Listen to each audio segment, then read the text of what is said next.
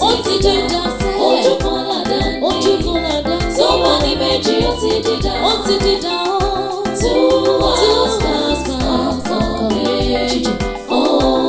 Etí mẹ́ta kò yẹ orí. Ènìyàn mẹ́ta kò lè dúró ní méjì méjì. Bọ́kùnrin láya méjì tó ní mẹ́ta kò burú. Kí ni ká sì gbọ́ tóbìnrin tó lọ́kọ méjì?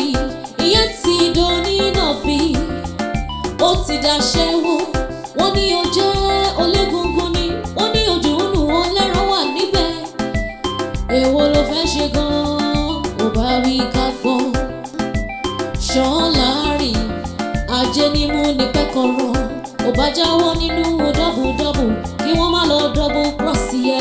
Two husbands ọkọ méjì. Ọkọ méjì. Two husbands ọkọ méjì. Ọkọ méjì. Ojú kan ládá ní. Ojú kan tó bá ní méjì ó ti dídá. Ó ti dídá pátá. Ojú kan ládá ní. Tó bá ní méjì ó ti dídá. Two husbands. Two husbands ọkọ méjì. Nǹkan tó ń ṣe wọ́n critical. Kálẹ̀ tètè bí wọ́n débi nǹkan tá à ń sọ ìkọlà. Mo sì mọ̀ typhoid ni. Nígbà tágbàlagbà bá tó gèlètè bẹ́ẹ̀ yẹn tí ò ní máa tọ́jú ara ẹ̀. Ṣáwá ìfẹ́ ṣe ń wọ ọmọkùnrin yẹn. Kí ká mọ̀ ọ̀pẹ́ yìí fi mílíọ̀nù ọjà ló ṣe ká má sọ tọ̀rọ̀ ni. Ọ̀pọ̀ iwájú ọ̀pẹ́ ìdí tó wù yìí má máa mú wọn. Ẹni ẹ wò ó ṣé ó fẹ́ parẹ́ sí mi lọ́rùn ni. Kí ló ṣe wọn? Typhoid kọ́ ló ń ṣe wọn. Typhoid kọ́ àìtó ẹ̀jẹ̀ ni. Àìtó ẹ̀jẹ̀ ọ̀dẹ̀ ní mọ́mí ṣé màá bẹ́ẹ̀ lóògùn ni. Ó ṣàkóso ọ̀bẹ bẹ́ẹ̀ wọ́n fún paracetamol ló kéré jọ ọkọ mi alóhùn ló paracetamol alóhùn ti dáhùn pé ó wá ní ọ̀rẹ́ kan ó dùn mí tí yẹn ò sí níbí báyìí. Torí bàtà tí mo ti bẹ̀rẹ̀ sí pé ẹ̀ tí a kò ẹ ṣe susof lágbo bẹ̀rẹ̀ sí ní ṣe. Torí tí ò bá sí yẹn ni òun kò bá wá ní tọ́rẹ̀ ẹ̀ dá sílẹ̀. Mọ́mí. Abínú wọn náà wọn dédé ìbá. Mọ́mí ẹ jẹ́ kí dókítà sọ̀rọ̀. Dókítà kí ló ṣẹlẹ̀? Àìtó ẹ̀jẹ̀ kan ló ń ṣe wọ́n. Kí ló ṣe wọ́n dókítà? Ẹ wo mọ́mí ẹ jẹ́ ká rí lọ́fíìsì ẹjọ́. Ẹjọ́ ma ẹ jẹ́ ká rí lọ́fíìsì. Ṣé o ti láyé bàbá ẹ̀? Ṣé o ní tó dẹ́ẹ̀dẹ̀ báyìí? Mọ́mí kí ló dé máa ṣe báyìí? Mo ní kí n ti lọ́wọ́ ọ̀bẹ ṣe gbogbo. Mọ́mí yìí máa embarrass wa níta ìwé ṣe nǹkan tẹ̀ ń parọ́ èyí kí dókítà gan sọ̀rọ̀. Aṣọ yẹ kẹ́ ẹ expose gbogbo nǹkan tó ṣẹlẹ̀ family wa sí. Kí ló expose ká máa parọ́? Àbá òun jẹ́ kó mi parọ́ o. Ní kẹ́ máa sọ pé dáàdi mi pàrágà wọn mú ọ. Ẹ ṣé kò kò pàrágà ni. Mo ti tó tẹ jẹ́ ká lọ gbọ́ nǹkan tán sọ ẹ̀ jẹ́ kí dókítà gan sọ̀rọ̀ ẹ̀ kan sọ̀rọ̀. Ṣó bàbá ẹ̀ ti dáadẹ́ o. Ẹ mọ̀ kó ṣe ń gbá mi ò ní bí mo ṣe dúró mo dúró yìí o. Kẹ́yà bẹ ṣe máa rówó o. Ọ̀sùn tàwọn ìdán 10 naira lọ́wọ́ lọ́wọ́ mi o. 10 naira. Mọ́mí ẹ jẹ́ ká lọ rí dókítà. Mo ń sọ ní o. Ẹgbẹ́ olówó 10 naira mo ní mo parí ni mo sọ fún báyìí. Ẹ má sọ ìbàjẹ́dẹ̀ wà ohun tí yóò dáa kó dáa. À ń kíyèsí gẹ́gẹ́ ní kó má bá àgbà gbogbo ọrùn kan.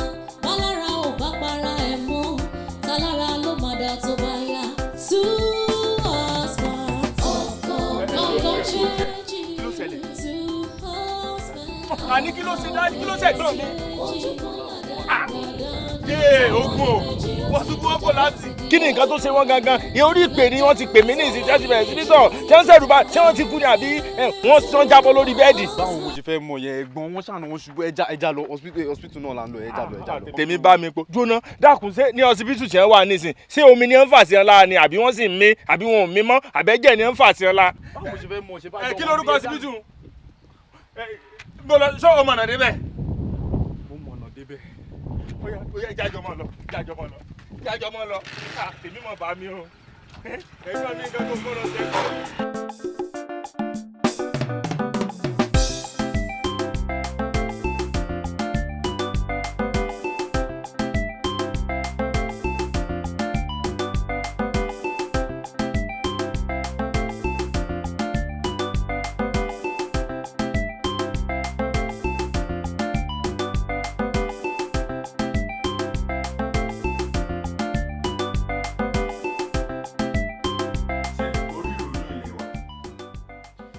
Ká mọ nǹkan tá a bá ṣe àti ọgbọ́n tá a bá dá tí gbogbo owó tí wọ́n ní ká lọ lè wá tá a fi di ṣàjọ àti pé tá a bá rówó nǹkan tán ta la fẹ́ mọ̀ tí ó fi kíndìnrín rẹ̀ lẹ̀ kíndìnrín.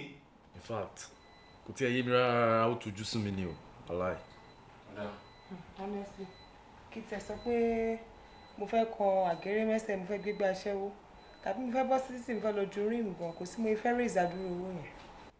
ẹ má jẹ́ kí n tàn yín jẹ èmi ní àbá kan mo sì lámọ̀ràn kan tí mo fẹ́ mú wá tí ó jọ ṣe gbogbo wa láǹfààní.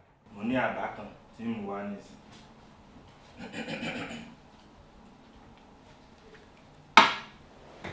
ẹ wò ẹ má jẹ́ kí n tàn yín jẹ o àríwó eléyìí àfi ń dẹ́rù bọ́ lọ́rọ̀ ni o bá a ṣe wà gbogbo ẹ̀ sì sọmọ eke mọ́.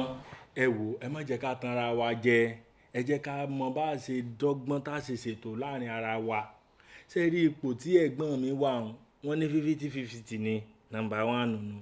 ẹlẹ́ẹ̀kejì ni pé bó la ti fẹ́ rí ẹni tó fẹ́ ká dúró owó òun lẹ̀ ní nǹkan tí gbòòrò ń sọ lọ́wọ́ yìí. ntẹ́mi wá rò gẹ́gẹ́ bí àbá àtàmọ̀ràn tí mo ní ni pé ẹ jẹ́ ká mọ bá ṣe sa àwọn owó díẹ̀ jọ bó ṣe ara nǹkan àwọn ìní wọn látà tá a bá ti tà á tó díẹ̀ bá ti jáde ẹ jẹ́ ká mọ̀ ṣètò bá ṣe ra kó sí tá a ra màálù tá a bẹ́ àmì aṣọ ẹgbẹ́jọ dání o tá a polórin èyí ní kẹ́ ẹ jẹ́ ká mọ̀ múrò nísìn o. but ẹ̀gbọ́n àjẹpẹ́ irú ọ̀rọ̀ ìdánù wo lẹ̀ ń sọ lẹ́nu iná àgbàlagbà ní ìnà ẹ̀ ń sọ pé kán lọ ra pósí tó máa fi sí dáàdì tèmi. ẹ̀dùn náà ṣé ọ̀rọ̀ tí mo sọ lẹ̀ kalẹ̀ ọ̀rọ̀ bàǹtàbàǹtà ṣé kìí sọ̀rọ̀ ẹnu èṣe sìn lára fọ́ọ̀kì mù tiyín wọ́n ní ẹ wá jẹ sàárà ẹ lọ́jọ́ wọnú ṣé gbogbo ohun tí ń bẹ lẹ́yìn nísìn ṣé kò yẹ ká mọ ọgbọ́n tá a fẹ́ dá sí torí bí ẹ̀gbọ́n mi ṣe wà ń tá a fi lọ kó adúrò owó ń lọ ọbẹ̀ kí wọ́n lọ mọ́ fi ṣètọ́jú tó sì ti jẹ́ pé kò dájú pé ara wọn ò ṣe ẹ̀ sì já mú díẹ̀ ń bẹ̀ ká fi ṣètò náwó lẹ̀.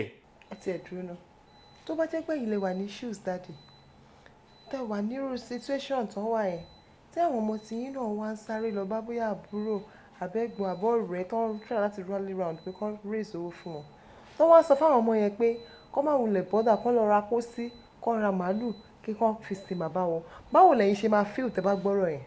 tó bá jẹ́ pé 50-50 ní tọ̀dọ̀ mi náà ní fi tí ò dá ń fi dáadáa ni. báwo lẹ ṣe máa ń rò oṣù lálẹ́ o. mo ń sùn tí n bá ti lo filion 5 kí ló dé tó ń béèrè béèrè. ṣẹ́jẹ́ mọ̀kàn tó ń jẹ́ 50-50. sánsìsì ni. mo kí ló bá wọn sọ ṣé o feel like pé bá wọn sọ. ọ̀rọ̀ ẹ kéwèé. bẹ́ẹ̀ bá kéwèé ni ẹ á mọ̀ wíru ṣé ọpọlọ yín fẹ́ tó ti rú wa yìí ni. kì í sì ṣẹjọ́ yín èmi tí mò ń mú àmọ̀ràn gidi tí ó jọ̀ràn gbogbo wa lọ́wọ́ èmi tí mò ń mú wa ni. a ti ń jáde ẹ fẹ́ tilẹ̀kùn a ti ń jáde. kí mi náà máa lọ. ṣé fẹ́ ká tì í mọ́ nílé. ṣé máa gbómi dání àbẹ fẹ́ máa mú lọ. no problem tó bá gbọ́rọ̀ mi ò tà kò sí wàhálà ojú wa náà ni ó jọ ṣe ìwọ́n máa bá bí dánú yín kó kásọ̀ wèrè kan wọ̀ kó lóun ṣe náà òun sókù kò sí wàhálà tí gbogbo ẹ̀ bá rí mo ṣe fẹ́ kó rí tán. bọ̀ tó fọ́ nìṣà kí ló fẹ́ bá wọn Sunday yẹn ó sì mọ̀ pé gbogbo ọpọlọ ogun tó wà lọ́wọ́ náà ló wà nínú ẹ̀. ọ̀la yẹn ní the injection nìyẹn. a ní láti wá dùnà ló wá láwọn kan ní India àwọn máa ń bá wa gẹ̀ẹ́tẹ̀ wọ́n máa ń bá wa rí àwọn living donor owó wọn ṣùgbọ́n ó dá wa lójú pé wọ́n á tètè rí. Sorry doctor ṣé wọ́n tó yẹn ni ṣé wọ́n dé to the extent pé à nílé afford ẹ ni. kò pọ̀ púpọ̀ it's around 15 naira. pẹ̀lú àwọn miscellaneous kéékèèké kan ṣáá. That's huge. 15 million.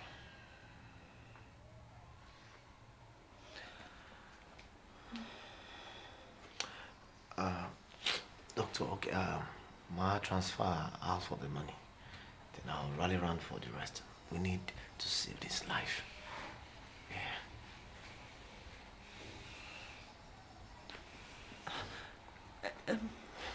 Come on for me. You thought I was joking when I told you I love you. Ibi orí dání sí là ń gbé. Ibi orí bá dání sí là ń gbé. Ibi ẹ̀dá ti rí sí òyìnbó náà. Ibi ẹ̀dá ti rí sí òyìnbó náà. Oh my God, unbelievable, undiversible, 20 million, tan yan, owó ńlá ni. Ṣé ọ̀rọ̀ tí ń bẹ́lẹ̀ ṣé kò wá ní di ọ̀la kẹ́ni tó fi kídìnrín lẹ̀ kó wá yarí pé òun fẹ́ gba nǹkan òun padà torí ó ti ṣèyàn mi kan bẹ́ẹ̀ rí ni o háàtì tiẹ̀ ló ń gbélẹ̀ háàtì rẹ̀ ó gbé fún ọ̀rẹ́ rẹ̀ bí obìnrin ṣe dá wàhálà alẹ́ láàrin àwọn méjèèjì nu ọ̀rọ̀ dàbí ọ̀rọ̀ ó bá lóun fẹ́ gba háàtì òun padà. Ó yọ àti ẹ̀fún yàn ó yà. ẹ̀gbọ́n but rubbish pọ̀ lẹ́yìn gan ṣá. rubbish lèmi ń sọ. ẹ wo uncle Fẹ́mi Thank you very much. I appreciate you. Ẹ ṣé gan. It's alright. Yeah, you're welcome. Stop. Wọ́n á dá ẹ̀gbọ́n tó kàn big foolish question tí ó kàn wọ́n á dá wọn lóhùn jàre. Inú mọ́mí gan dẹ̀ máa dùn gan tó bá dé. Wọ́n ti wọ́n ní pẹ́ dé ẹ̀yẹn ṣáà ní sùúrù. Inú mọ́mí wọ́n máa wà very very happy. Ẹ ṣé gan. Èyí kàn ń béèrè question, máa ń ṣe tiẹ̀. Ngbà náà bí dénjò ní tó sọ bẹ́ẹ̀ sì gbọ́ sí lẹ́nu náà nù. Jésù náà ṣàǹkan ó sọrú rẹ̀. Ṣùgbọ́n ngbà téèyàn wò sùnsùn tó kọ́ orí ńlá lọmọkùnrin yìí ṣe fà ẹ̀jẹ̀ àdúpẹ́ pé òkun. Ẹ jẹ́ ká dúpẹ́ lọ́lọ́run pé àti ẹ̀rí sàn owó fún ni ò tó èèyàn àlàáfíà dádì lójú ìfẹ́ tí mo ní sí fún mi is inexplicable and I discovered that our families are happiness. O sì ìbà yín gbọ́mọ yín pẹ́pẹ́. Ìbà yín gbọ́mọ yín kẹ́kẹ́. Ta ló máa gbọ́mọ fún wọn? Àwọn yé mi kò yé mi. Mọ́mí wà ń kọ́ kí ni mọ́mí wà ṣe? Ẹ bẹ́ẹ̀ fa nǹkan mi pọ̀n. Pa kí ni gbẹ́jọ́ ayé ti lajú o baby carrier làwọn èèyàn lò sí. Strap babies watching. Ṣé ẹyin ògbókorí ni? Ẹyin gàdá wà lóko, á gbé ọmọ náà àgbọ̀n báyìí, a lè gbé sórí. Àbí ká gbé sẹ́gbẹ̀ẹ́ báyìí, à ń lọ okó yánu. Ṣókòlẹ̀ wà yìí ni. Ọmọ nínú àgbọ̀n náà kì í ṣe iṣu. Individualization ti dé. Kí lẹ pé? Thank you.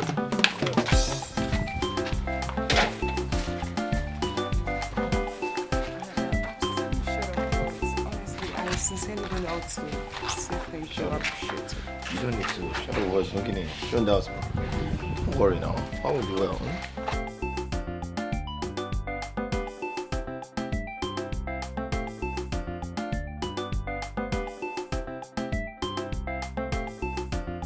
I do for you, I'm doing for myself. And your happiness equally matters to me. The funny thing is, once you're happy, I'm happy. Then if I don't do it, I don't expect people to. The truth is, whatever I do for you, I'm doing for myself. And your happiness matters, always. Moreover, to know about it, I can't be happy either. I love you. No, I love you. No, I love you. And then please,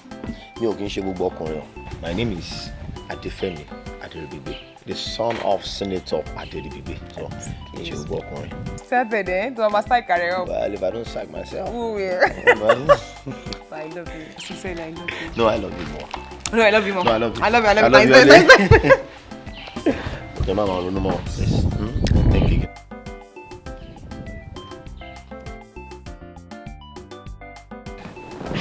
Damn, you know they try. I swear to God. Wetin happen? Tell me why you no come? Má bínú fún jẹta yẹn. Wọ́n mi kí n wá nù, but I couldn't make it. Mo wà very busy níbi tí mo wà. Mo mọ̀ nǹkan tó ń ṣe ẹ́. Mo wà very sure. And mo ti máa sọ fún ẹ. Forget the past and let it go. It is not what you think. Mo wà busy níbi tí mo wà, but I could not just leave the place. Má bínú. But tó bá jẹ́ pé ó wẹ̀ kó wá ní tòótọ́, kí ló ṣẹlẹ̀ gangan? Ṣẹ́gun, mo ti ṣàlàyé fún ẹ. Má bínú. At least àtijọ́ wa sùn. Let's just forget about it. Okay, no problem. Anyway, meet my friend, Femi. Oh, how I didn't mean that. I didn't understand. Ó ní party kan tó fẹ́ plan. And mo ti ròyìn ẹ fún. So mo á ní pé kí n mójú ajé kò ní sọ. Tó yẹ kí n mú wá. Kó bá jọ̀rọ̀ event plan mo mọ̀ pé that is my profession and I'm very good at that. Kí ni nǹkan tí ẹ fẹ́? Irú party wo lẹ fẹ́ ṣe? Kò really ṣe event tó big bang, but coupled with what I saw níjẹta ní birthday sister, we need this touch of class. Actually, father-in-law mi wọ́n lọ sí India for kidney transplant. So wọ́n ṣe the Africa organize like a little get together welcome party fún wọn tó jẹ́ pé kò fẹ́ nǹkan jẹ́ pé tó bá wọn máa jẹ́ kí ni wọ́n tún do duties health condition when he comes back and meets something of such wọ́n máa tún tètè boost recovery rate wọn fẹ́ ká ṣe fún wọn. Okay, but bí èèyàn mélòó ni I expect ní party yẹn so that màá lè mọ bí mo máa ṣe quotation àti gbogbo preparation àti planning tí màá ṣe. Nǹkan tó ṣẹlẹ̀ ni wípé èmi máa lọ́dọ̀ wọn ní ọ̀túnla mi mọ̀ yóò convenient fẹ́ tó bá lè wà so a lè jọ bá wọn sọ but give and take ṣe one elaborate party báyẹn. ọ̀túnla màá less busy yálẹ̀ mo lè wà. tí nǹkan tán láì wí sọ a lè máa pera wa ìgbà yẹn máa jẹ. dáhùn tó lè sí i.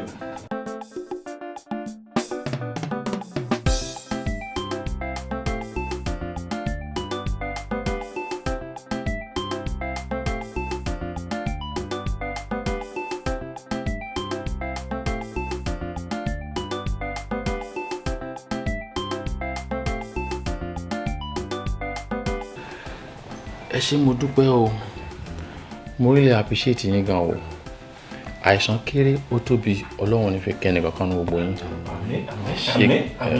ẹ ṣé ẹ kú àmúrídání ẹ kú tọ́jú mi ọpẹ́ mi pàtàkì lọ sọ́dọ̀ Fẹ́mi ò ṣe gan ẹ Yorùbá ní ní kẹ́ni ó lè ṣe mí nǹkan tó ṣe ń ṣe kan kékeré kí n tó gbàdúrà owó yẹn sílẹ̀ láti fi ra kídìní mi fún mi Ọlọ́run dẹ̀ ní jẹ́ kí wọn náà ṣàìsàn wọ́n tún máa ń rà fẹ́ lómi tó jẹ́ pé at the end of the day náà kò ní meet up bẹ̀tẹ̀ ṣe bí mi náà mo pa sí Nàìjíríà lẹ́ni ọpẹ́ ní fọlọ́run ẹ ní ṣàìsàn o.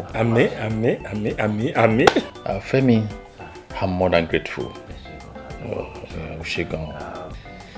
ẹsẹ̀ ìwọ kò tọ́pẹ́ àlàáfíà ara lójú ká dẹ̀ dúpẹ́ pé àlàáfíà lè padà dé but at the same time if I don't do it for our wells and whatever will make her happy is all I'm set out to do. ẹ kẹ́sì máa wo nǹkan o inú mi kàn ń dùn ni ṣe mú ṣe wà bí èèyàn bá gẹ̀ sínú mi kàdàkàdà wàhálà kò ní kọsẹ̀. ìwọ tó ti ń lọ sí arrangement bẹ́ríà mi lójú ayé mi tó ti ń sọ pé ẹ ta nǹkan báyìí ẹ ta nǹkan àwọn nǹkan tí mo ní kẹ́ ẹ mọ arrange bẹ́ẹ̀ ṣe fẹ́ ṣe bẹ́ríà àwọn tó ń gbé pósí jó mo mọ̀ pé o ti rí wọn ẹ ti jọ discuss ṣáṣù òfin ni wọ́n wọ̀ ní abisud lẹ́mìí tí o ti bọ́ o ti ń plan ẹ̀ mo mọ̀ pé o ti lọ ná pósí so yẹ kó rí bẹ́ẹ̀. ńgbà wọn ní kólúwa rẹ̀ ó mọ̀ lọ lé wá bíi 20 kìíní kan mílíọ̀n wá látijọ́ mo sì ti rí ilé ayé ìfọwọ́ mi ka 1 mílíọ̀n rí ìdínú tí mo ṣe mú àmọ̀ràn ń wà. ẹ̀dọ̀ wà láròpin tí o bá ṣírú ẹni bí ẹni èèyàn bí èèyàn báyìí nǹkan. ẹ jẹ́ ká fọpẹ́ fọlọ́ pé àlàáfíà padà bọ̀ sáà. ọpẹ́ ni fọlọ́. but ẹ má yẹ ká fọ dáadé ó ní ìkọ̀kọ̀ tí mo lè fẹ́ sọ. Go ahead. Thank you, sir. For me, from the very first day, Timothy said, Ojumi is here. I knew you're the woman for me. And I said to myself that whatsoever in this world that will make you happy, that's what I'll do. Amen. Mojiwaro, it won't be good of me to sit outside and then do what I want to do. I decided to take a bold step in making you mine for the rest of my life. For me. For me. Will you please marry me? Please.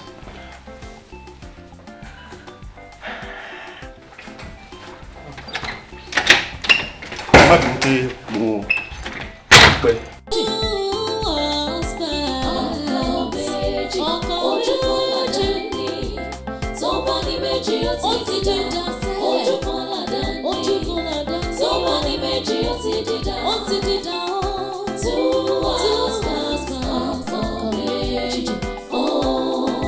Ilé tó kọ mìíràn tó kọ kájọ yìí látàlọ́ tó bá ń lọ sí ibi events planning to lie kí ló ṣe.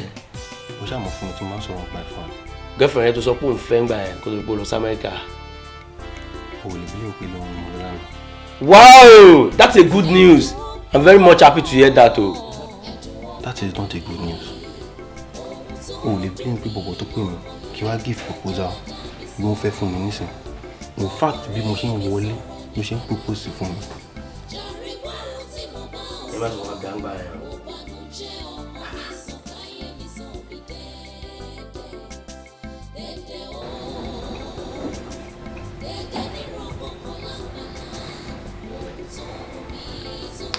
Sani. Sani kí ni? Sani, wọ́n send message sí pé I love you, I appreciate you, kìnnìkan. Kà sókè kò dẹ̀ tún kà sílẹ̀. Ṣebí woman tí mo sọ fún ẹ pé ń bá mi process American visa yẹn. Oh, so ni wọ́n dẹ̀ send I love and appreciate you sí. Don't tell me you are jealous. Excuse me, it's not about being jealous, it's about knowing where I stand. But for me, you know I love you so much. That's an anthem. Every guy says that. Now, kò sẹ́ni kankan tó máa rí ọ̀rọ̀ yẹn bí sacred word mọ́. Wọ́n máa rí bí normal dialogue ni. I love you, I love you. Prove your love. But o mọ̀ pé mo lè rí obìnrin mi tó lè dàbí tiẹ̀. So I cannot even joke with the love I have for you. Who is this person? Who ma tó bá mi process American visa ni? Ká message yẹn dáadáa, you understand.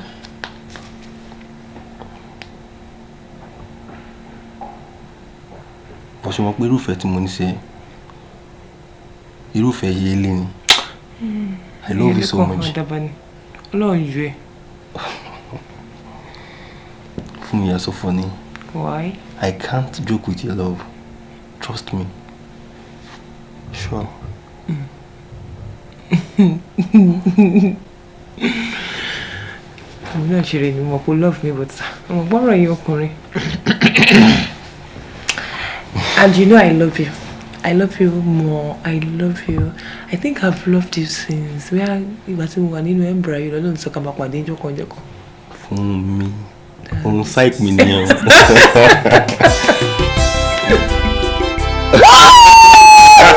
Good news. I'm very happy. Wow. No more. Anyway, you're forgiven. Oh, thank you, my dear. Thank you very much. Congratulations. Thank you. Yeah, look, mommy told me, I know my name. Can you take out the tomato? You love me for me. What do I call those Americans? We will promises don't make. Don't promise me heaven and earth. We'll be there. But the body wet on the wagba gulu we tell àwọn Òyìnbó àbí akata kan lọ. Kò sí wàhálà. Fún láíláí. Ọlọ́run jẹ́ kí n rí nǹkan tó máa fi gbàgbé ẹ̀. Kí n tó lọ sórí bed every night. Ma make sure pé mo bá ẹ sọ̀rọ̀. Every day ni mo máa pè é. Mo lè lọ sórí bed láìpẹ́. Fún ọjọ́ kan. Oh, mo serious. Ṣé àwọn ọmọ tó wà l'Amẹ́ríkà yẹn ni mo fẹ́ lọ fẹ́? Ọmọ Áfríkà ni o, ọmọ Yorùbá for that matter. Oníwà, ọmọ èèyàn tọ́jú. N ò lè fi ẹlẹ́kì lọ fẹ́ àwọn ọmọ tí ò lẹ́bi tí ò lára. Mo dẹ̀ mọ̀ yọ́ harass, mo mọ̀ yọ́ intimidate, mo ṣe máa ń ranjú mọ́ lórí àwọn tó bá ń send messages lórí fóònù. You know I love you so much. I know you love me. If not, you won't. You can't contain and condone my naughtiness. Thank God you know. Plans me. Oh, tell me you are naughty. We're romantic, rara. Tell me you are no, no, you're so sweet. Oh God. Wrong cast you. I'm good. Oh, get back to the America. Okay. For the first 1 year, my family, I try to get the papers. After I get the papers, my rush here. We will get married so we can settle down.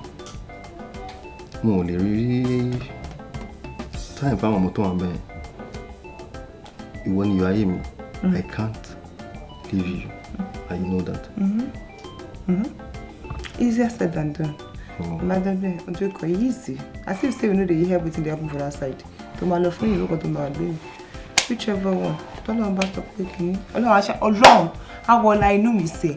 A fi fẹ́ mi ṣe lọ́kàn. Màá dẹ̀ lọ sanwó fún àfáà àti wòlíì àti babaláwo tí mò ń sanwó fún yẹn. Kó bá mi yí sókè dáadáa.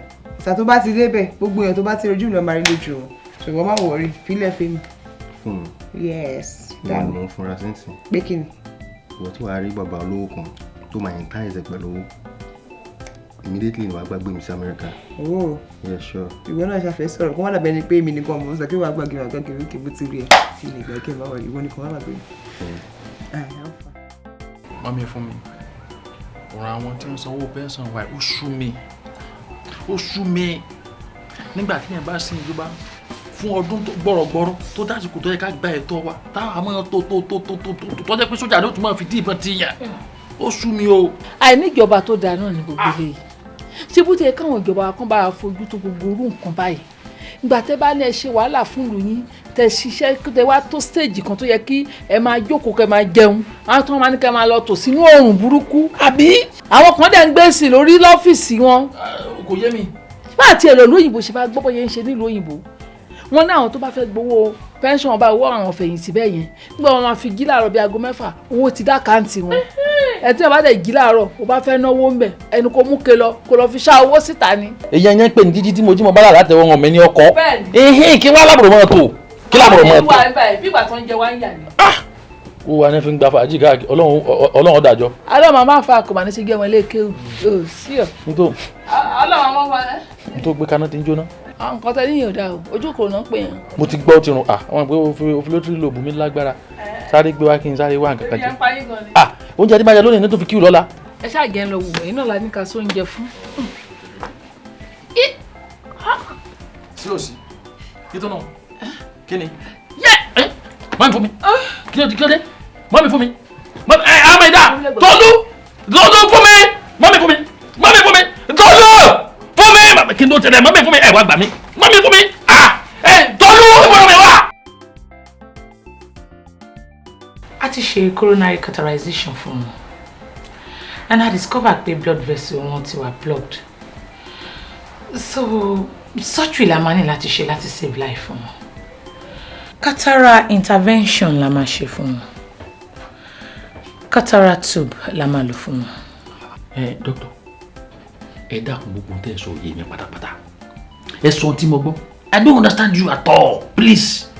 I mean she has hole in her heart. Hole? Yes. Ihò. Ẹ mọ̀ pé ihò ní jẹ́ hole nínú ọkàn rẹ̀ ta ló lù?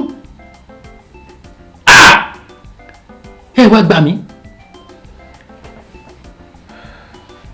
Ẹ jọ kí n ṣiṣẹ́ báyìí. Surgery la dẹ̀ máa ṣe láti lè save wọn. At this point a ní láti act fast. Tẹ́ bá kúrò níbà iṣẹ́ máa lọ bá admin láti mọ iye tó máa jẹ́ tí ní kẹ́ lọ wá bẹ́ẹ̀ ṣe máa rí owó ká lè book fún surgery yẹn. Ha! Ẹ gbà mí.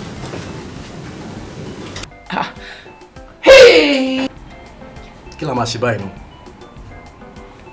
Àmàdúró kí dáàdì dé náà ni. Dáàdì. Rí dáàdì yẹn. Dáàdì yẹn wọ́n lówó lọ́wọ́ àwọn tó yẹ kí wọ́n ṣe rìtáyà ni. Níbo náà ti fẹ́ ro àbó ti gbà pé iye tán ní ká lọ mú wa lọ́sípítù ni. Ṣé ìwọ lówó lọ́wọ́ ni? Èmi. Final year ni mo wà. Ìṣe pé mo ti bẹ̀rẹ̀ iṣẹ́ tí màá ti máa rówó náà. Ok, ìwọ tó jẹ́ kọ́pà ìwọ ò ṣe lọ kó gbogbo kọ́pà kó wá fi treat mọ́mì lọ́sípítù. So èèyàn lọ ń kó wá ń kọ́pà ni àpò náà fi ń kó wá ṣakaṣaka náà fi ń ro owó wá láti ibi tí ẹ bá ti lọ serve àbí. Mind you, mo ti serve tán. Whatever. But ọkọ ẹ̀ ń kọ́ náà. Ọkọ wo? Torí mi ò tí ì marry. Uncle Dami. Oh, kí ló ṣẹlẹ̀ sí?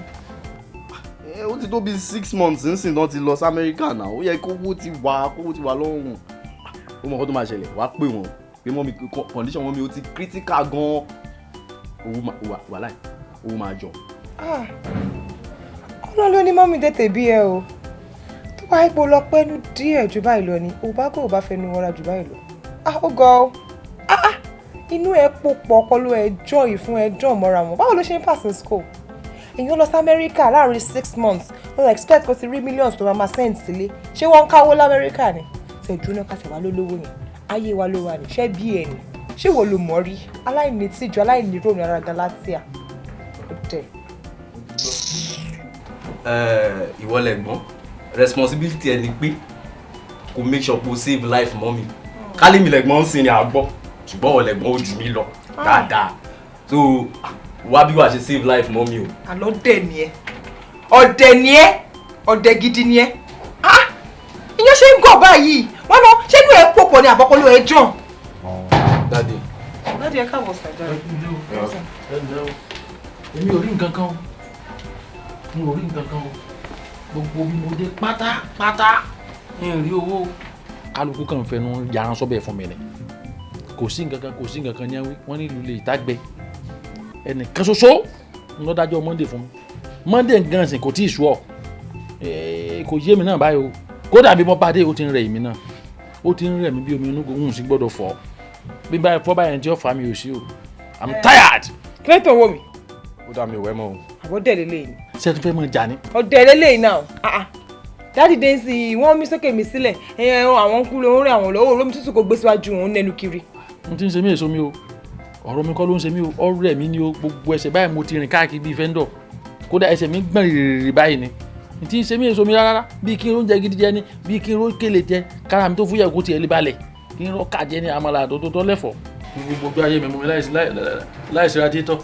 Mo róhun tó rú mi lójú o tàlẹ́ ní máa tàn mọ́lẹ̀ sókùnkùn tó ṣú o etí mi gbọ́yìn kì í nú bàjẹ́ ìbànújẹ́ sórí àgbàkodò omi ta kókó abẹ́ orí àdìtúlẹ̀ yìí o Èdùà ló mọ gbangba tó mọ ìkọ̀kọ̀ Ọlọ́run ló yẹ.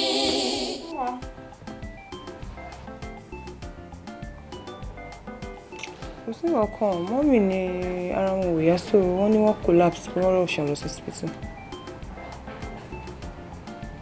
wọ́n ní cancer pẹ̀lẹ́ máa ní láti operate wọn immediately. gbogbo owó tán tẹ̀ ní ká tẹ̀ wá wá gan àmọ́ bí ta ti máa rí yẹn mo má wọrí tẹ̀ má wọrí báwo ni. inú mi ìfẹ́ máa disturb ẹ ní ìwọ náà ló ń sọ fún mi pé gbogbo nǹkan kò rosy bẹ́ẹ̀ yẹn that you are still struggling kí wọ́n má tó wá máa compound issues lé ẹ lórí.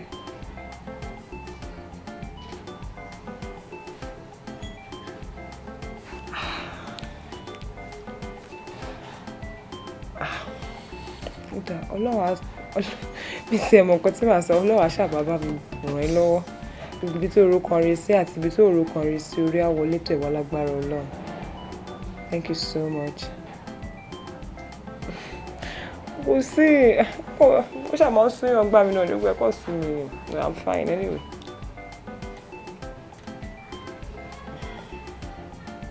All right.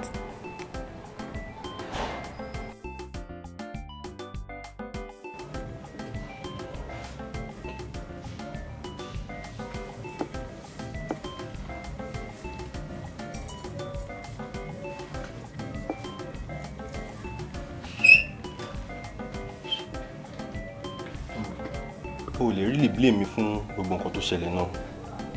Period tó fi pè mí fún surgery mọ́ mi, owó kékeré ló wà lọ́wọ́ mi. Àwọn ọ̀rẹ́ mi wá introduce mi sí dirty deal kan.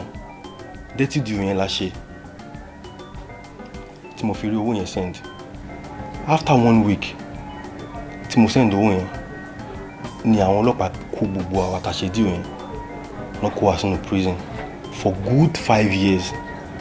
La fi wà nínú prison. Mo try láti reach ẹ pẹ̀lú gbogbo ọ̀nà tí mo mọ̀, but I could not reach you. Later, wọ́n deport mi wá Nigeria. Mo mú single pin wá sí Nigeria. Àtìgbà tí mo dẹ̀ ti dé Nigeria, I tried all my possible best láti make sure pé mo rí ẹ. But all to no avail for me. I still love you so much. And I know you love me back in return. You can't marry that guy. Mo ti padà dancing. Let us continue from where we stop. Please, for me, I still love you. Let's stop there. Right now, sincerely, I don't want to hear anything. Maybe we'll talk some other time, but please, just go. Thank you.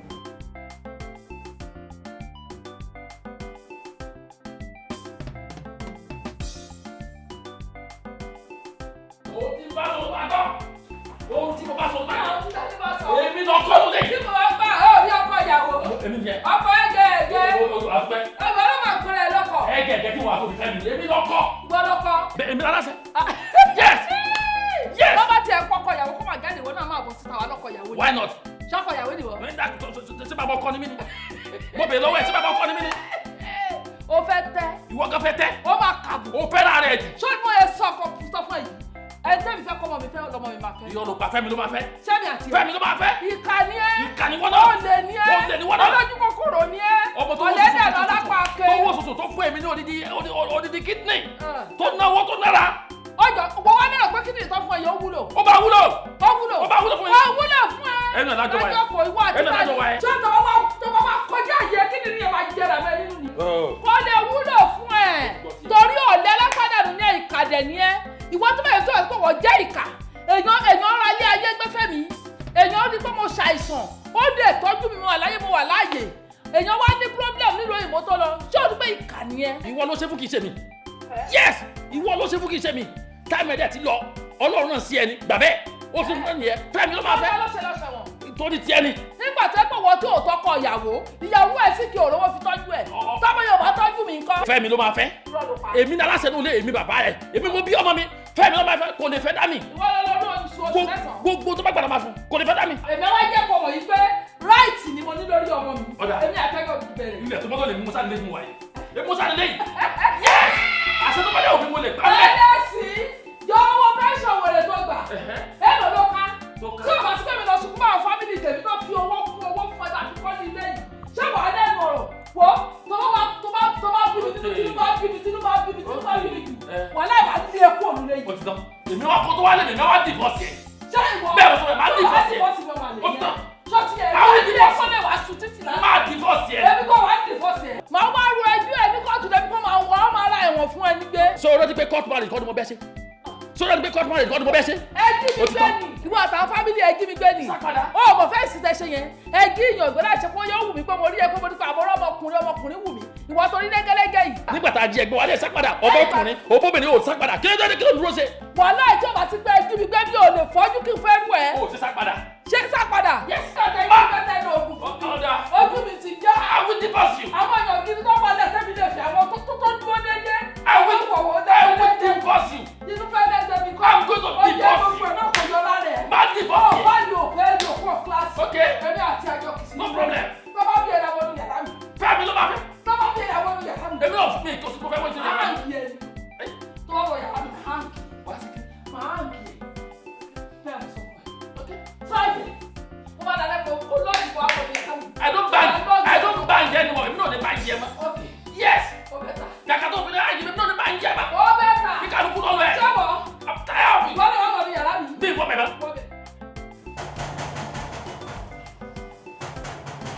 Yeah, what's that?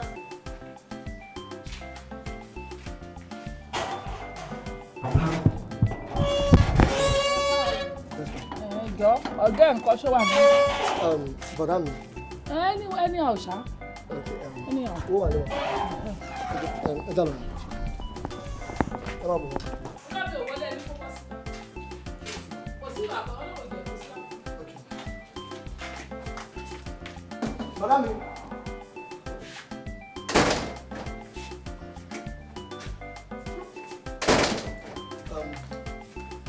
Wọ́n mi wá gbọ́ lọ́dà orígun òkun oníṣá orígun ògọ̀ ọ̀daràn ìjọ síta orígun òkun oníṣá ọ̀gá ẹgbẹ́ náà kí lọ́dún lọ́dún lọ́dún tó ṣe.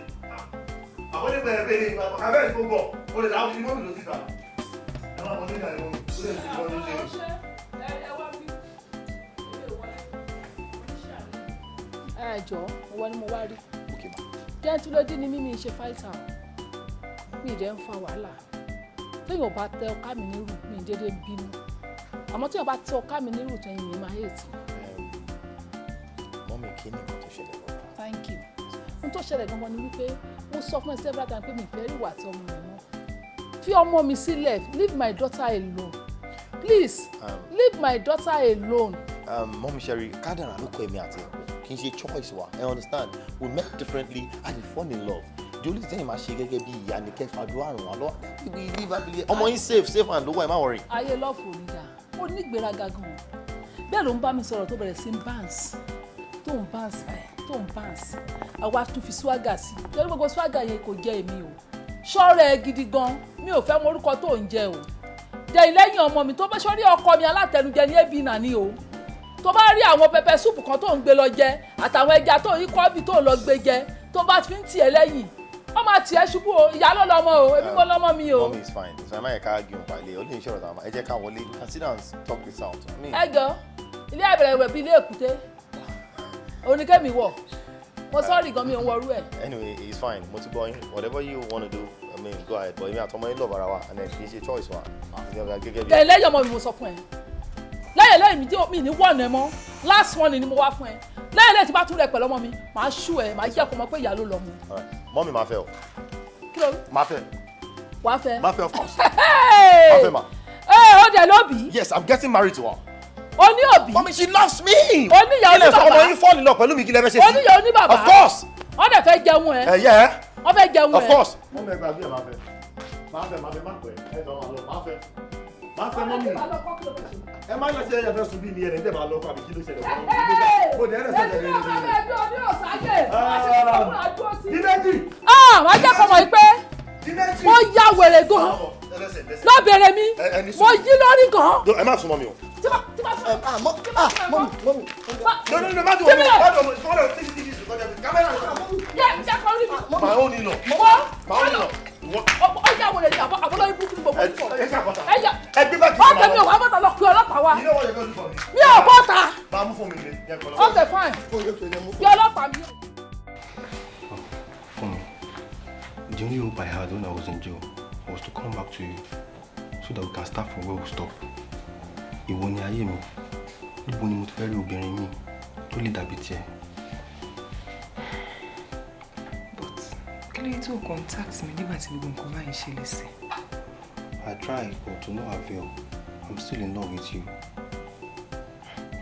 Damilola, you know that I love you too. Èmi náà nífẹ̀ẹ́ gidigidi. But after waiting for 4 good years, I mean, and I tried to contact you, but all my efforts were fruitless. I do, but honestly, I don't know what to say. Not doing it for me. I try not like cool to find you, please. In fact, we should be event planning business coming. Simon, just for me to stand on my feet. Could I see event in my law?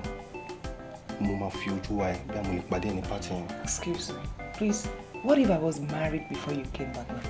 But thank God you are not married. Let she buy now. The barring the lọ́wọ́ mi. O fẹ́ kí n para mi àbí? Or you think I can't do it? Ma para mi ṣe lọ́rùn. Fẹ́mi. Yes. Ṣé fẹ́ kí n máa parọ́ fún ẹ ni? Okay, parọ́ fún mi o. Just take this ring from me. Kọ́kọ́ gbà lọ́wọ́ mi náà. Do you have other plans? Then why are you doing this to me now? I know. Then why are you doing this? I love you. I mean, what other thing do you want? What other conviction do you want? I love you too, but Femi, there are some things that woman were beyond ones. I don't know what to say, but I need time to think about it. That was the same thing also last time to call me by. But about 3-4 days, me ò rí ẹ bá sọ̀rọ̀. Bóyá o bá number mi, bóyá o pa phone, I can't tell. Stop doing this to me now. Babe, I'm in love with you. What else do you want? Take this ring for be my wife forever. I love you for me. What more do you want? I love you too. Then take my ring, be my wife. I'll come back. It's not about coming back for me.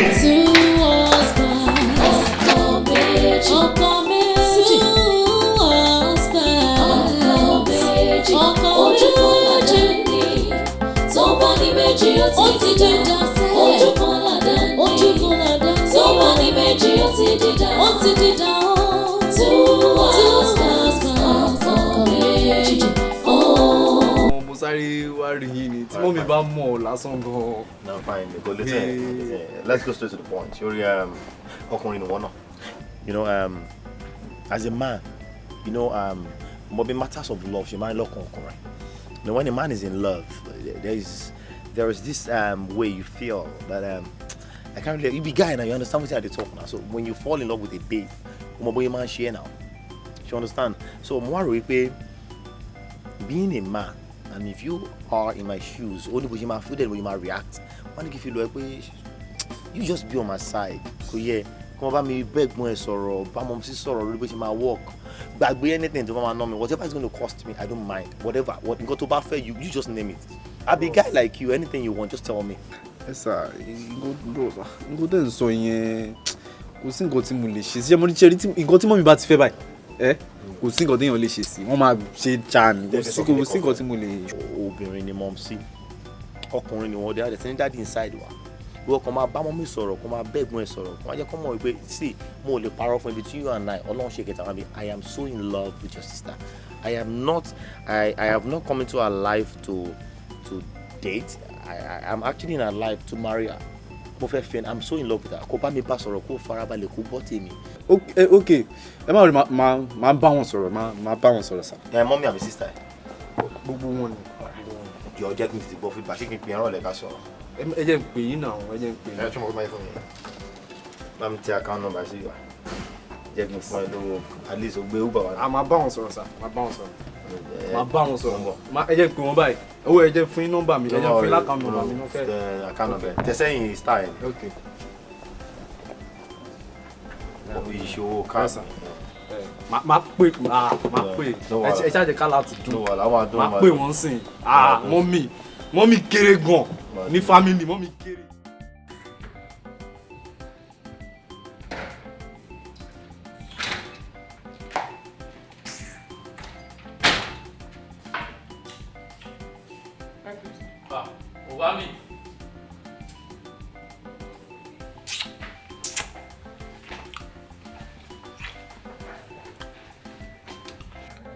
Mo fẹ́ kọ́ bẹ́ẹ̀ nìkan sọ̀rọ̀ ni.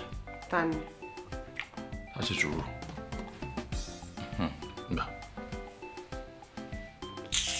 Ẹ wò dáadé fi mí lẹ̀ o. Èmi ní kò bẹ́ẹ̀ yẹn sọ̀rọ̀, ó ju fóònù sí mi lọ́wọ́. Sọ wá ókè sá. Ṣé nǹkan ṣe ọ́ ni? Ọkọ rẹ ní ọgbóhùn sọ̀rọ̀, olóò takú ló fẹ́ bóun sọ̀rọ̀ mọ́ rárá. Mo sì dá ìnáwó ẹ̀ kó o bá sọ̀rọ̀, ọwọ́ àtakú. Kí ni mo ṣe ọba yìí ná? Ọ̀n tẹ̀lé jẹ ni kò sí ní tó fẹ́ ṣe. Fún mi. Èmi bá sọ̀rọ̀ òun lọ, èmi lọ gbọ́dọ̀ tó ń lọ sí báyìí. Ọ̀rọ̀ ẹ ti yé mi báyìí, ọ̀rọ̀ ẹ ti yé mi. Ìwọ fẹ́ fi boyfriend, ó fẹ́ fi sọkọ, ó fẹ́ fọkọ, ó fẹ́ fi ṣe boyfriend. Èyí tó ń sọ yẹn ò lè fẹ́ mi lọ́fẹ̀ẹ́. Àsìkò tí ẹ ti lọ. Eléyìí tí mo fọwọ́ sí lọ́fẹ̀ẹ́. Èmi bá bẹ inú léyìí, ní tí bá dẹ̀ sọ̀rọ̀ gbọ́dọ̀ fọ́lò. Ó ń rarùn. Sister mi ò ti dé. How far? Kí ló fẹ́ tó ń rí bẹ́ẹ̀ tó fẹ́ gba àkọọ́lẹ̀ àbúrò gbowó ta ló wà?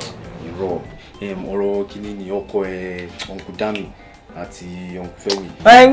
Ẹ shut up jàre, ọkọ wo ló fún mi tó ń pariwo gan-an. Tó bá fẹ́ sọ̀rọ̀ kò sọ̀rọ̀ wo mu wá stressed up kan lẹ́nu, mo fẹ́ relax ni abeg. Ọ̀gá nígbà tí ọkọ méjì bá ti wá ń jà lórí ẹ̀ báyìí ó ti da star girl. A lè sọ̀rọ̀ mo kàn fẹ́ wá fún ẹ ní solution tẹ́lẹ̀ ní nígbà tó dẹ̀ ló fẹ́ solution adé.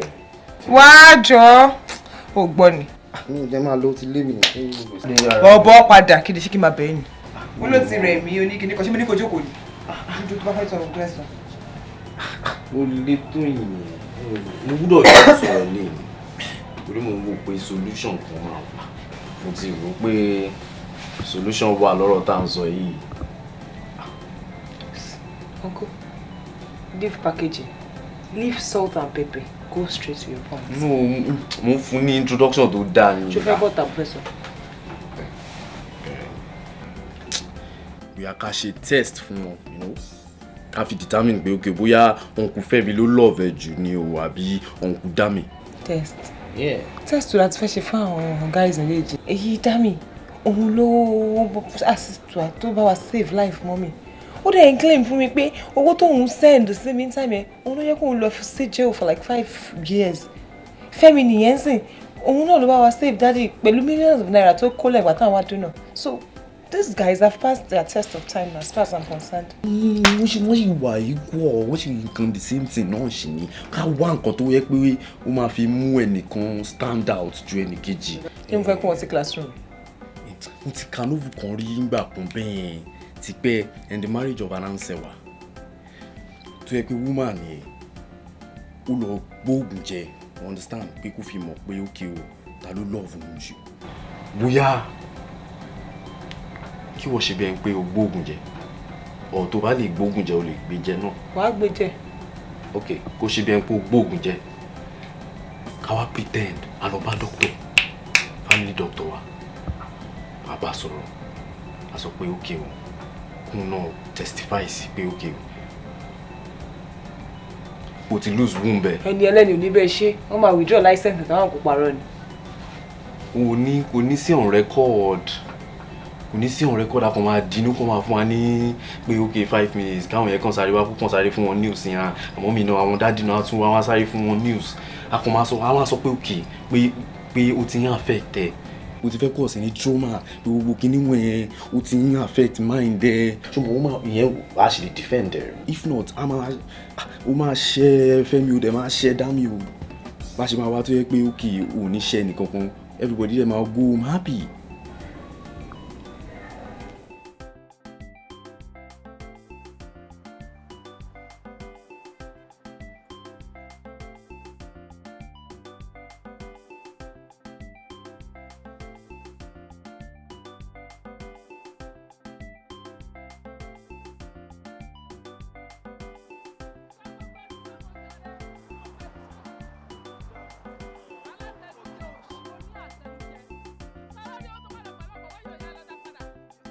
So ìwọ fẹ́ máa ta ẹ̀gbọ́n àbí? Rárá àwọn ló fáìn ju ẹwà àwọn méjèèjì.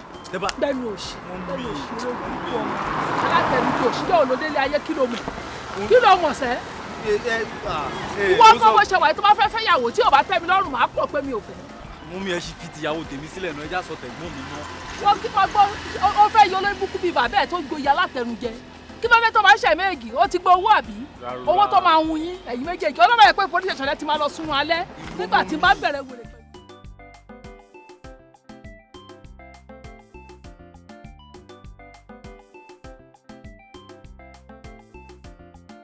ò fẹ́ mi fọkàn balẹ̀ ilé ẹ lọ wà filato ìwọ lè mímọ̀ lọ́kọ ìyàwó ẹ̀ wà ní o fẹ́ jáde mo wá sọ fún mo ní kọ́ mọ́ ti jáde mo fẹ́ kó bá náà ni o múra lọ́wọ́ ni tó bá ti jáde ṣe o máa rí fọkàn balẹ̀.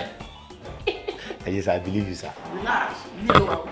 Alájà wọn gbá kuru wọn ta lọ́pọ̀lọ́ wọn dẹ́rù bá.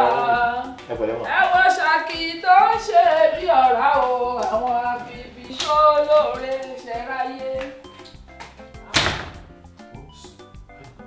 Fọkàn balẹ̀ ìwọ ló ní ìyàwó ẹ ilé èkó lọ́lọ́bẹ̀ ìyàwó ẹ ni. Wọlé ọmọ alálùbáríkà wọlé ilé ilé ẹ ọ̀kadì mọ́pọ̀ my dear. Have your seat. Have your seat. Kí ló fẹ́ jẹ? Kí ló fẹ́ mu? O ìwà òkè. O wà pa. O wà pa láyé tiẹ̀. Kí ló kí mi fún? O wọlé o kí mi mi lẹ́lọ tó tún kí ló kí mi fún? Ṣebí ilé ẹ ni? Mo bèrè ṣebí ilé ẹ? Kí ló tiẹ̀ tó ṣe máa ń ṣe pàpàpàpà gẹ́gẹ́gẹ́gẹ́gẹ́ inú báyìí lásán? Kí ló dé ọdún tẹ kankan dàgbà tẹ́ ẹ̀ dání? Ọmọ yìí wùwà pé wọ́n kọ́ òun nílé àwọn òun gbẹ̀kọ́ ó wọnú ló kí àgbàlagbà gẹ́gẹ́ bí àgbàlagbà. Ṣé mi náà ni mo dún bí ṣẹ̀kẹ̀rẹ̀ yẹn? Táwa ló ń dún bẹ́ẹ̀ ìwọ náà ni. Èmi ni mo dún bí ṣẹ̀kẹ̀rẹ̀ yẹn. Bẹ́ẹ̀ ni ìwọ ni. O wọlé kí ló ṣó o lè dúró ta ni ṣó o lè dúró ta ni o tún wọlé tó tún jókòó o tún pọ́ọ̀sì báyìí inú ilé ẹ̀ lọ́wọ́ ni ṣó o ìwọ lè lọ rí ta ni.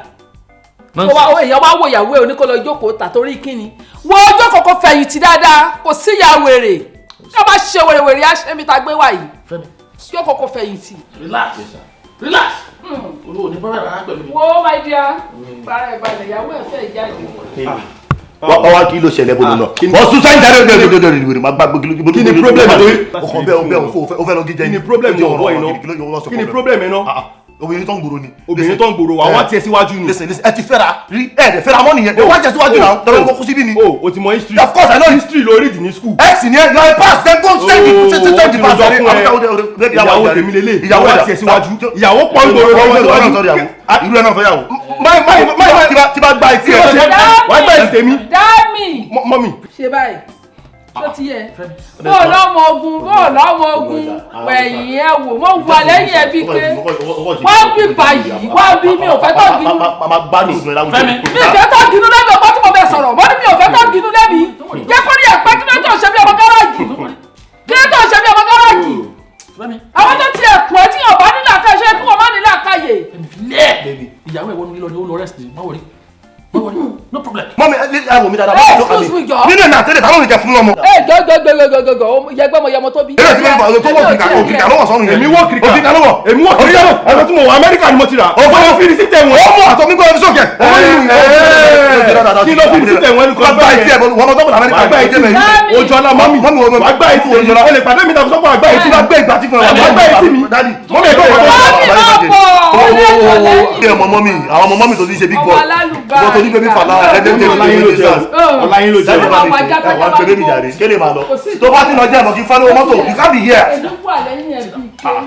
owó ṣe wà yẹn kò kúrò lẹ́kọ̀ọ́ kò kúrò Nàìjíríà wọ́n ti jáde máa gbọ́ máa jẹ́ wọ́n ti jáde wọ́n ti ní ẹ̀sìn wọ́n ti ní ẹ̀sìn. lẹ́yìn tí fẹ́lẹ̀ tó àkúbẹ̀ lọ́wọ́ mọ́mọ́ òun rè àkúbẹ̀ lọ́wọ́ àkúbẹ̀ lọ́wọ́ jẹ́jẹ́ àkúbẹ̀ lọ́wọ́ jẹ́jẹ́ don't talk. àwọn bá dákà bíi tẹ́lẹ̀ àwọn ẹ̀ẹ́dì àwọn wọ́n ti fi ẹ̀ sílẹ̀ bù ẹ̀. mọ́mì dáàdì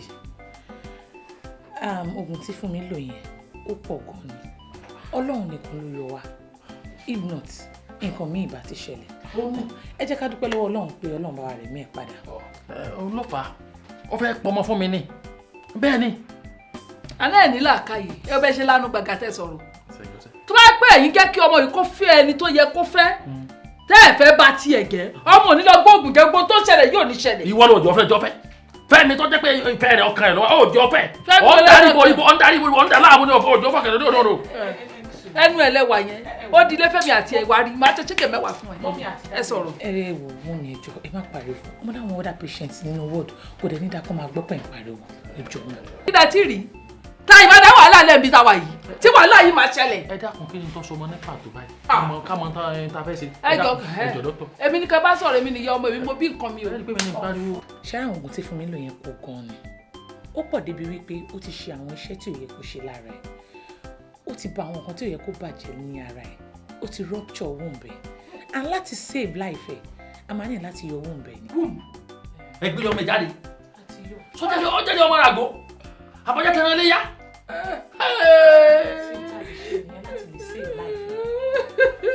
ọ̀tá mi máa yọ mí kébì máa ṣubú o.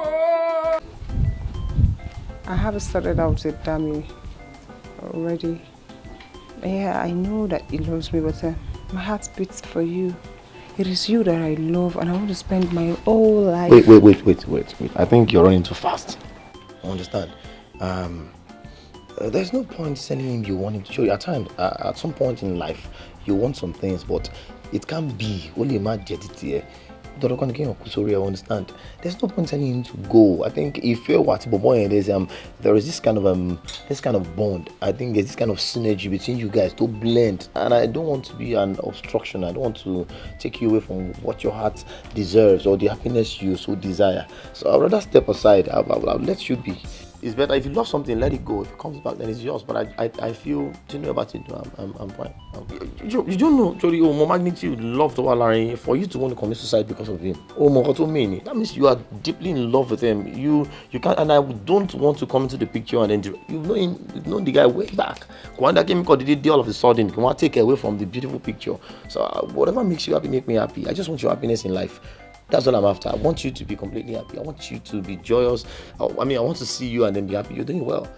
Although I will definitely feel bad, but my pick up just for a little while. And or something. Excuse me. Womb? Womb of all things. Listen, Tori, womb or no womb, I'm all yours. My love for you is not conditional. My love for you, Tori, you can't only comprehend it. It is not it's inexplicable. Oh, deep gone. So me wanting to read any physical thing. Tori, I'm ready to sign an undertaking with you to Bafeka Bimo. And I will stick to it. I love you and I want you in my life. But at some point you want some things you just can't have it. If it's me you want, then you have me. I'm here. I want you to be happy. You know what people do. Understand? I just want your happiness, baby. I love you. I love you so much. Trust me. For me, I love you.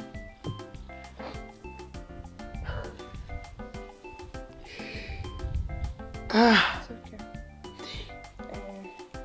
I take dúpẹ́ lọ́wọ́ ẹ̀ fún gbogbo ìrànlọ́wọ́ tó ti ṣe fún Daddy. It's fine. Thank you so much. It's fine. Ọlọ́run á ràn wọ́n náà lọ́wọ́. Thanks for your help.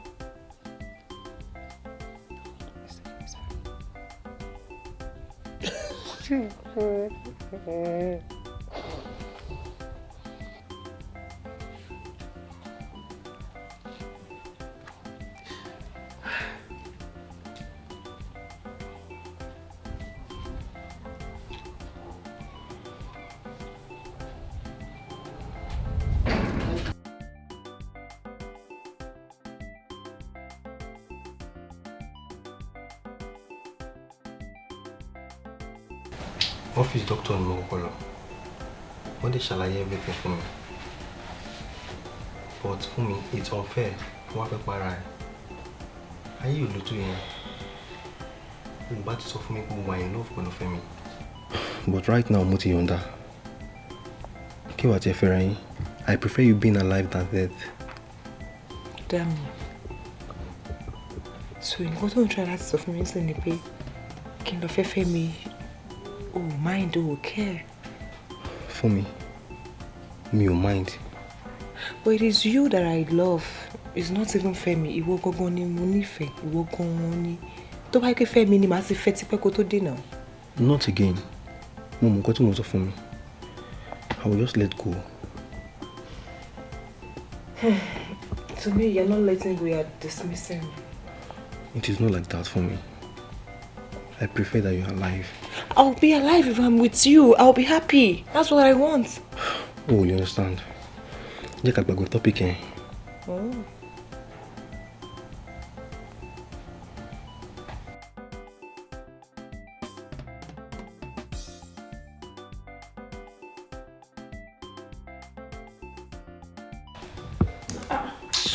Jerry, Daddy ò ní lójú tì mí.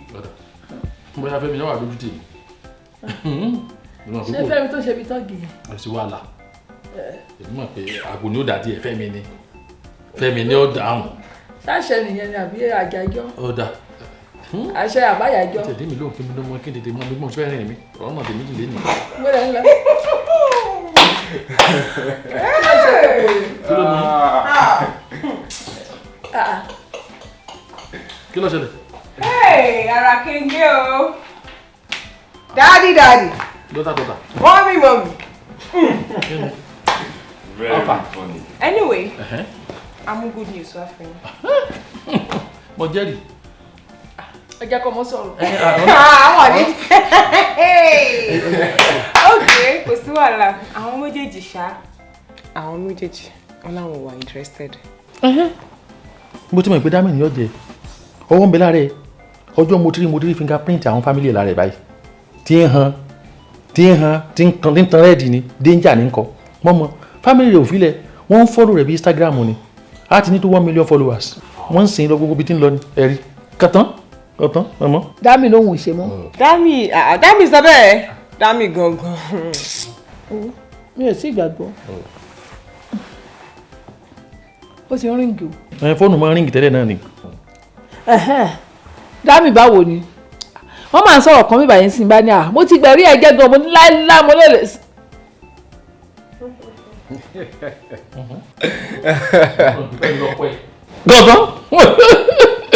Gọ̀gán Dami kankan ṣé ti dáàmú sí orí iná fún ọ nísìn wọ́n máa gbọ́ wíná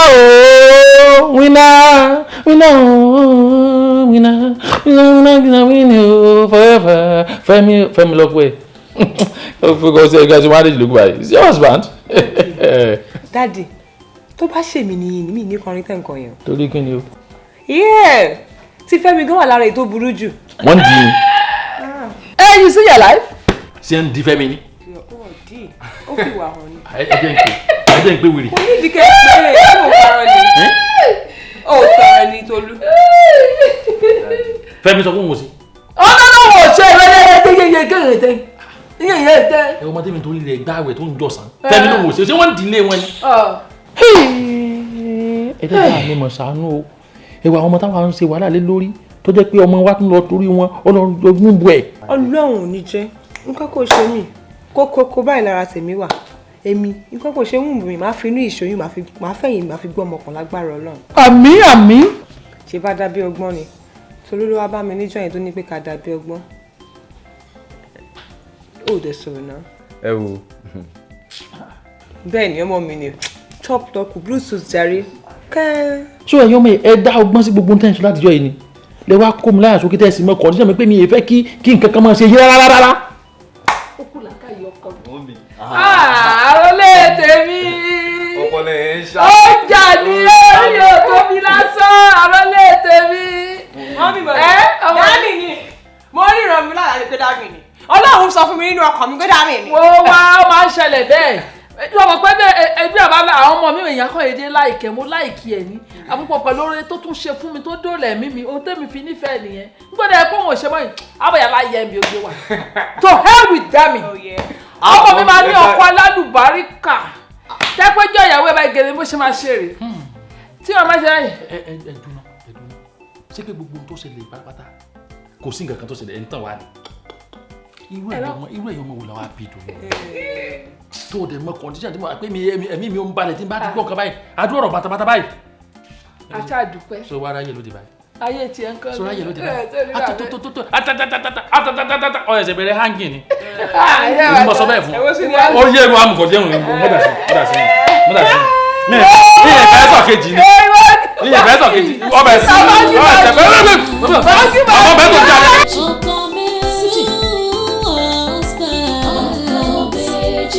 Ojú kò lọ jẹ́ ní tó bá ní méjì ó ti dìdá sẹ́ẹ̀. Ojú kan làdá ní. Ojú kan làdá ní. Tó bá ní méjì ó ti dìdá. Ó ti dìdá ó. Two husbands ọkọ méjì.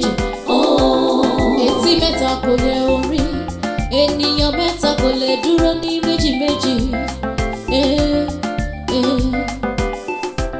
Bọ́kùnrin láya méjì tó ní mẹ́ta kò burú. Kí ni ká sì gbọ́ tóbìnrin tó lọ́kọ méjì? Ìyẹn ti donínàbí, ó ti daṣẹ́wó. Wọ́n ní ó jẹ́ olégúngún ni, wọ́n ní òdùnnú ọlẹ́ran wà níbẹ̀. Èwo ló fẹ́ ṣe gan-an? Ò bá wí ká gbọ́. Ṣán láàrin ajé ní mú ní pẹ́kọ̀rọ̀. Ò bá jáwọ́ nínú dọ́bùdọ́bù